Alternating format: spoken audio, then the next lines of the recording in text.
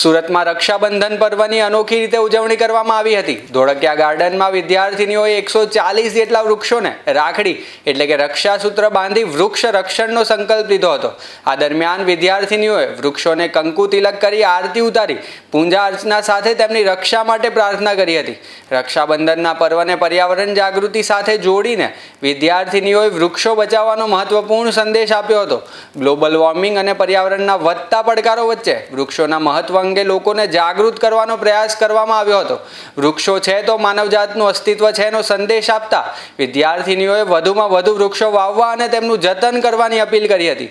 અનોખી ઉજવણીથી પર્યાવરણ સંરક્ષણનો સંદેશ લોકો સુધી પહોંચાડવામાં આવ્યો હતો। મારું નામ દિવ્યા ગજ્જર છે। હું વીએન ગોધાણી ઇંગ્લિશ સ્કૂલમાં પ્રિન્સિપલ છું અને આજે આપ અહીંયા ઉપસ્થિત છો તે જગ્યાનું નામ છે ઢોળકિયા ગાર્ડન, જે શ્રી ગોવિંદભાઈ ઢોળકિયા ના મેન્ટેનન્સ અંડર આવે છે।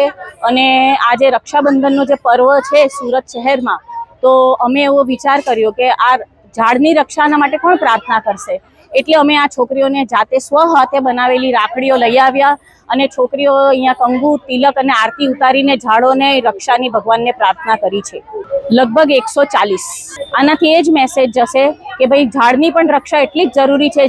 જો બેન એના ભાઈની રક્ષા માટે પ્રાર્થના કરે છે તો આ ઝાડની રક્ષા પણ એટલી જ જરૂરી છે, નહીં તો આપણે ભવિષ્યમાં ગ્લોબલ વોર્મિંગ જેવા દૂષણનો સામનો કરવો પડશે। એટલા માટે અમે આ ઝાડની રક્ષાની પ્રાર્થના માટે આટલી બધી છોકરીઓને અહીંયા લેતા આવ્યા છે।